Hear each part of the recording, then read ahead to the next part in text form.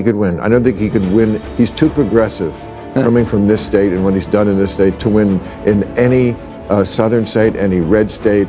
I disagreed, but no, this is a progressive African-American owned station, and I'm sure they like you, but doesn't think you can win. What do you say? Taking a jab at a politician is one thing, but burning them on live TV is another. And that's exactly what Bill Maher just did. For years, Maher has practically gushed over Gavin Newsom, but now even he's had enough of California's golden boy. On his latest show, the comedian unleashed a blistering takedown of Newsom's failed leadership, and let's just say it wasn't pretty. If you're craving more no-holds-barred commentary, make sure to hit that subscribe button. Gavin Newsom is the governor of California, home to 12% of all Americans and 50% of all Mexicans.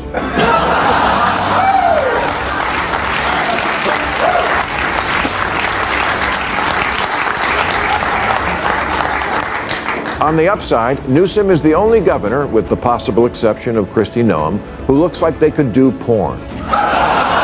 Did Bill Maher really just reduce Gavin Newsom's legacy to looking like he belongs in the adult film industry?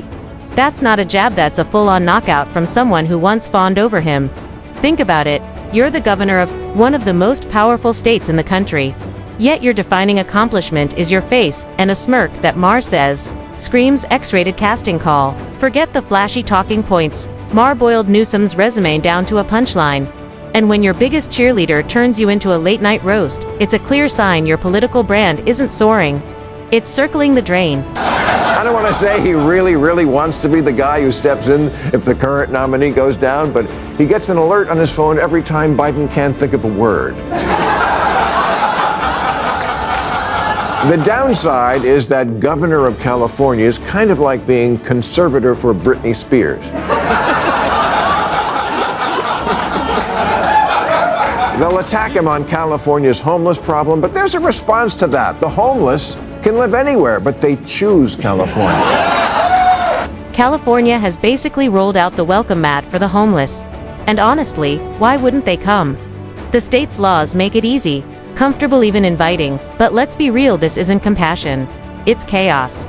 Under Gavin Newsom, homelessness hasn't just risen, it's exploded.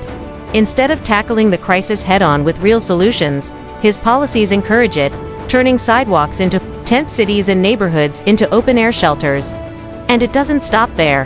His soft-on-crime approach, always leaning toward criminals over victims, has fueled the state's growing lawlessness.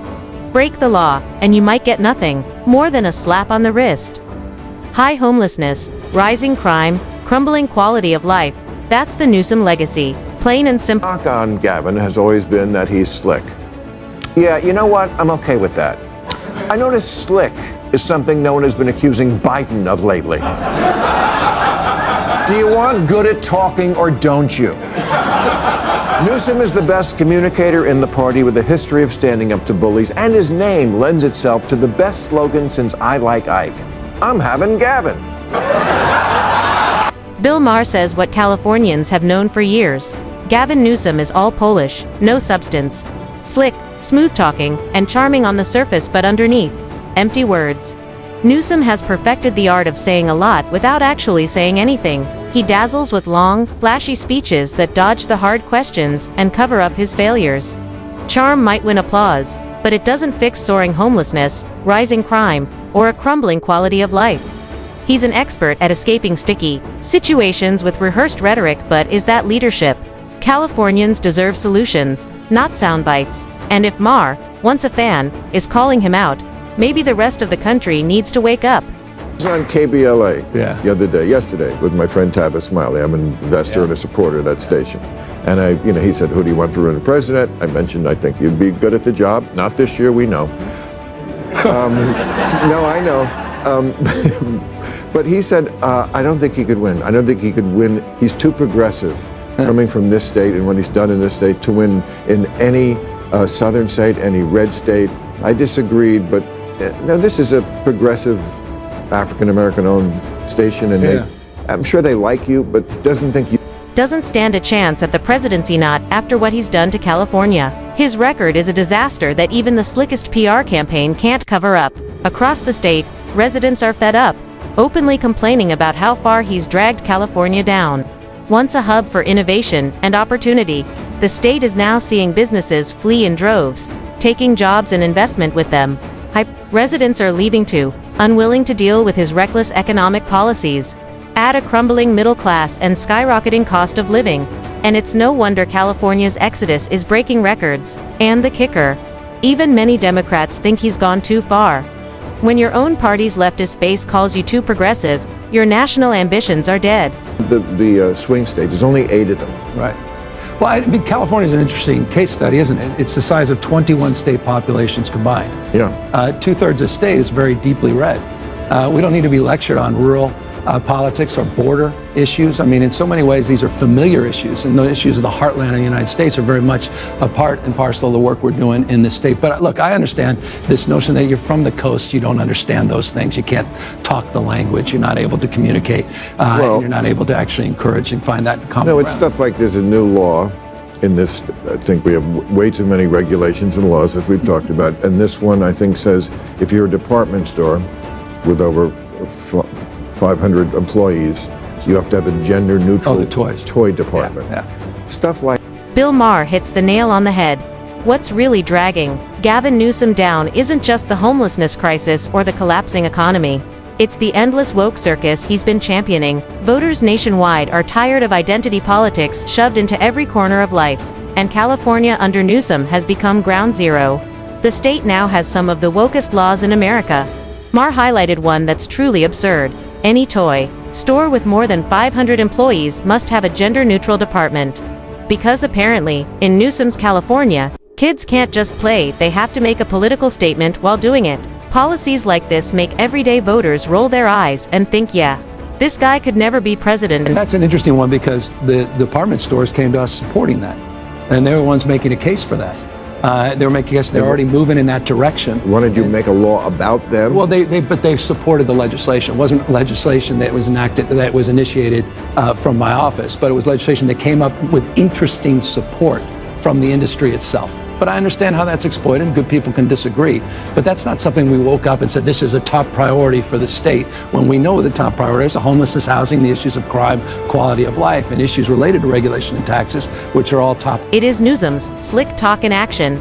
The classic politician move, never admitting he's failing California, but also never denying the problems. Of course he knows them, everyone does. Homelessness is out of control.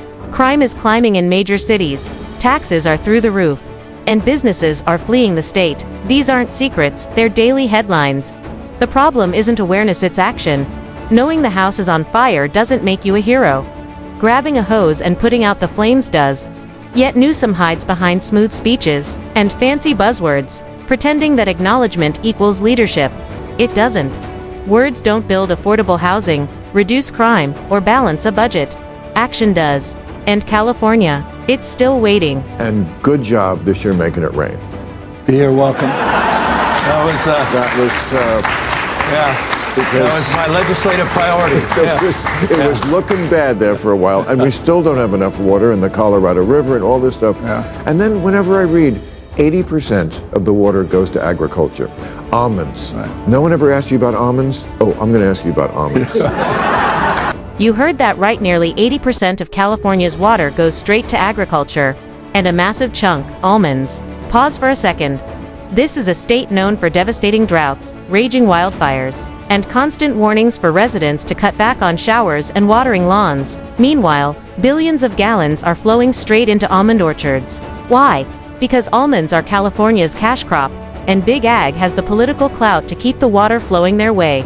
So while everyday Californians are rationing, like it's the apocalypse, corporate farms are guzzling the state's lifeline.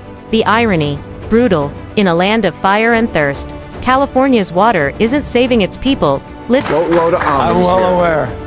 You know how much water it takes? Many gallons. 1,900 gallons to grow a pound of almonds. Come on, man. Take on big almond. Take on big almonds. I mean, it's not like we don't have the water. No.